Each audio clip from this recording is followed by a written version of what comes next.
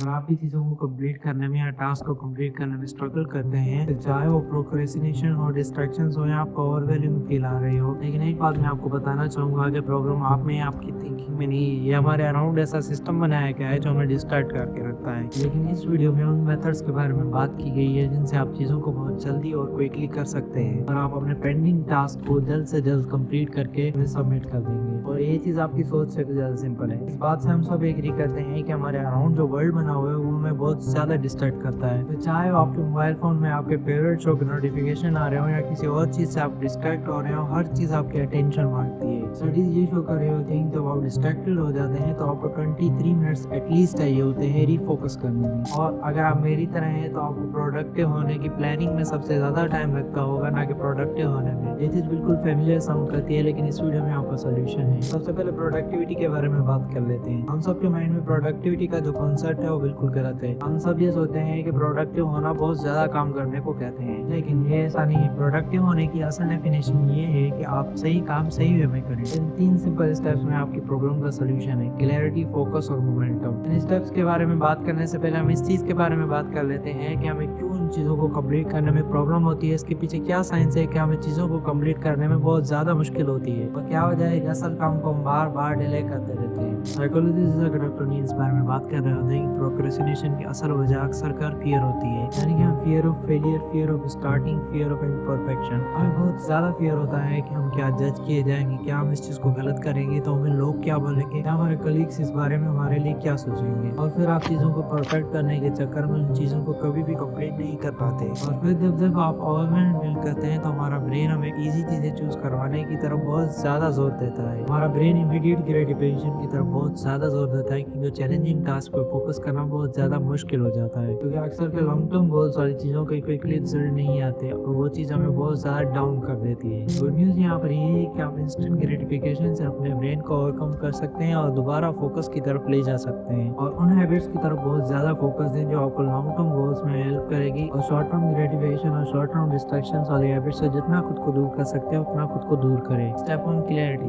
जब आपको पता ही नहीं होगा कि सबसे पहले आपने कौन सा काम कंप्लीट करना है तो आप क्या ही काम कर पाएंगे। आप इस चीज़ को आइडेंटिफाई करने से स्टार्ट कर सकते हैं कि कौन सा टास्क आपके लिए सबसे ज़्यादा इंपॉर्टेंस रखता है, आपको कंप्लीट करने के लिए सबसे ज़्यादा टाइम लगाए, और वो टास्क ऐसा होना चाहिए जो दूसरे टास्क को ईजी बनाए या उस काम से आपका बहुत ज़्यादा काम हो जाए। ये कॉन्सेप्ट गैरी केलर की बुक द वन थिंग से लिया गया है, जहाँ पे प्रायोरिटाइजेशन को मल्टीटास्किंग से ज़्यादा इंपॉर्टेंस दी गई है। और जो काम सबसे पहले इंपॉर्टेंस रखता है उस चीज़ की लिस्ट बनाए, उस काम को करना स्टार्ट कर दें, उसको सबसे पहले कंप्लीट करें। और अपने दिन की शुरुआत उन 3 टॉप प्रायोरिटीज़ को लिखने से स्टार्ट करें, और उन 3 चीज़ों में जिसका सबसे ज़्यादा इंपॉर्टेंस या सबसे ज़्यादा इम्पैक्ट है उसको करने के लिए सबसे ज़्यादा काम करें। और अपने डे में 60 to 90 मिनट उस चीज़ पर डीप फोकस करने के लिए लगा दें, और उस चीज़ को सबसे पहले अपने दिन की शुरुआत होने के टाइम कर दें जब आपके एनर्जी लेवल बहुत ज़्यादा हाई होते हैं। Step 2, focus. ये वो जगह है जहाँ पे बहुत ज़्यादा लोग आकर स्ट्रगल करने लग जाते हैं। आपको पता है कि मल्टीटास्किंग से आपकी प्रोडक्टिविटी 40% तक रिड्यूस हो जाती है, क्योंकि आपके ब्रेन को उस तरीके के साथ डिज़ाइन ही नहीं किया गया कि वो बार बार अपना फोकस डाइवर्ट करता रहे और एक से दूसरी टास्क में चेंज करता रहे। इनफैक्ट एक रिसर्च में ये भी शो किया गया कि जो लोग मल्टीटास्किंग करते हैं वो कॉम्बिनेटिव टास्क को करने में बहुत ज़्यादा बुरे होते हैं उन लोगों के कंपैरिजन में जो एक टास्क को एक टाइम पे फोकस करके कंप्लीट करते हैं। और एक टेक्निक है जिसका मैंने और भी वीडियोस में जिक्र किया है, पोमोडोरो टेक्निक, यानी कि आप 25 मिनट किसी चीज़ पर भी फोकस करेंगे, उसके बाद 5 मिनट का ब्रेक ले लेंगे। ये बहुत ज़्यादा इफेक्टिव और सिंपल टेक्निक है, और उससे आपका फोकस एक चीज़ पे बना रहता है और आप बहुत ज़्यादा एग्जॉस्ट भी नहीं होते। और आजकल तो बहुत ज़्यादा ऐसे ऐप भी आ रहे हैं जो आपको इस प्रोसेस को ट्रैक करने में आपकी मदद करेंगे। और सबसे इम्पोर्टेंट बात ये है कि आप एनवायरनमेंट को ऑप्टिमाइज करें। आप नॉइजी एरिया और नॉइजी सराउंडिंग से बहुत ज़्यादा दूर रहें, और अपने वर्क स्पेस को जितना ज़्यादा क्लटर फ्री बना सकते हैं उतना ज़्यादा क्लटर फ्री बनाएं, और अपने काम को बहुत ज़्यादा सिंपल और इस तरीके के साथ करने का ट्राई करें। Step 3, momentum. आप उन टास्क को छोटे छोटे टास्क में डिवाइड करें और उनको कंप्लीट करने में अपने फोकस लगा दें। फॉर एग्जाम्पल, अगर आपको ऐसे लिखना है तो सबसे पहले आप इंट्रोडक्शन लिखें और छोटा सा ब्रेक ले लें। हार्वर्ड बिजनेस स्कूल ये रिसर्च सजेस्ट करती है कि आपको अपने प्रोग्रेस को एक्नॉलेज करना पड़ेगा, चाहे आपका प्रोग्रेस कितना ही कम हो। ये एक वे है जिससे आप अपने मोटिवेशन को मेंटेन करके रख सकते हैं। तो आपको ये देख के खुद हैरानी होगी कि जब आप मोशन में होते हैं तो बहुत ज़्यादा चीज़ें बहुत ज़्यादा ईजी हो जाती हैं। है। एक बोनस टिप मैं आपको देना चाहूंगा कि अगर आपको लगता है कि कोई भी टास्क 2 मिनट के अराउंड टाइम लेगी तो उसको सबसे पहले कंप्लीट करें। इससे आपको मेंटल क्लटर क्लियर होगा और चीजों की तरफ फॉरवर्ड मूव करने में आपको बहुत ज्यादा हेल्प मिलेगी। एक और एक यहाँ पर मोमेंटम के लिए आ जाता है कि आप टेम्पटेशन बर्निंग टेक्निक को यूज कर सकते हैं, यानी कि आप उन टास्क को कंबाइन कर रहे हैं जिन टास्क को आपको साथ करने में बहुत ज्यादा एंजॉयमेंट फील होती है। फॉर एग्जाम्पल आप अपने फेवरेट पॉडकास्ट है किसी अपनी फेवरेट चीज को उस टाइम सुन सकते हैं जब आप छोटे मोटे काम कर रहे हो या अपने एक्सरसाइज को कंप्लीट कर रहे हो। बिहेवियरल इकोनॉमिस्ट कैथरीन मिल्टमैन ने ये चीज फाउंड की कि इस स्ट्रेटेजी को यूज करते हुए बहुत ज्यादा फॉलो थ्रू रेट्स इंक्रीज हो रहे थे। अब मैंने ये 3 स्टेप्स आपको समझा दिए हैं, क्लैरिटी, फोकस, मोमेंटम। अब ऐसा नहीं है कि हार्ड वर्क ही हमेशा आपकी प्रोडक्टिविटी की होती है, बल्कि आप स्मार्ट वर्क कर सकते हैं। और सबसे अच्छी बात यह है कि स्मार्ट वर्क से सिर्फ आपका काम ही पूरा नहीं होता, बल्कि इस चीज से आपको बहुत ज्यादा टाइम भी बचता है और आप उन चीजों में फोकस कर सकते हैं जो आपके लिए बहुत ज्यादा मैटर करती हो। तो अब आपने सब कुछ समझ लिया है और अब ये आप पे है कि आप दिन में 5 मिनट निकालें और उस टास्क को आइडेंटिफाई करें, पोमोडोरो टेक्निक को यूज करें और अपनी प्रोडक्टिविटी को इंक्रीज होते हुए देखें। अगर उसके बाद भी आप चीजों को कंप्लीट नहीं कर पा रहे तो इस बात को याद रखें कि ज़िगज़ैग इफेक्ट के अकॉर्डिंग जो आपके अनकम्प्लीट टास्क होते हैं वो आपकी मेंटल एनर्जी को बहुत ज्यादा यूज करते हैं। तो चाहे अगर आप एक ही टास्क को कंप्लीट करेंगे उससे ये होगा कि आपके लिए अकम्प्लिशमेंट और रिलीफ की फीलिंग आ जाएगी और आपको इस चीज से इमोशनली रिलीफ फील होना शुरू हो जाएगा। लास्ट और फाइनल टिप ये है कि अपने विन्स को सेलिब्रेट करना स्टार्ट करें। ये एक सिंपल वे है जिससे आप खुद को रीइंफोर्स कर सकते हैं पॉजिटिव हैबिट्स की तरफ और इस तरह प्रोडक्टिविटी की साइकिल कंटिन्यू रहेगी। उम्मीद है कि ये वीडियो भी आपको दूसरी वीडियोस की तरफ पसंद आई होगी। आपसे ये रिक्वेस्ट करेंगे कि इस वीडियो को लाइक और चैनल को सब्सक्राइब करें ताकि हमारा मोटिवेशन बना रहे। आपसे मिलते रहेंगे किसी ऐसी एक और वीडियो में, तब तक के लिए आपसे इजाजत चाहेंगे। Thank you.